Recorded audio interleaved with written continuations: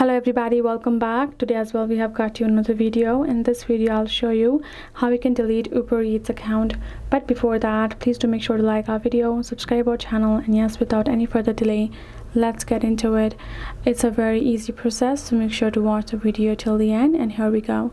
Now what you can do, if you still have a confusion, you can go to the help page of Uber Eats itself so they can let you know a step by step.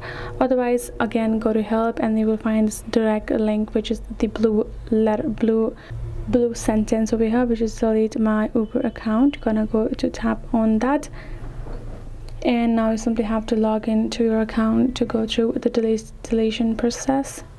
You can also do it in your app. Go ahead, open up your app and directly right now go ahead, choose your Uber Eats account. Likewise, you can see this is how your account's gonna show up. Tap on continue and choose a reason why you would like to do.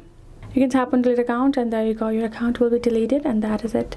So I hope this video helped. Thank you so much for watching. I'll see you guys in our next video.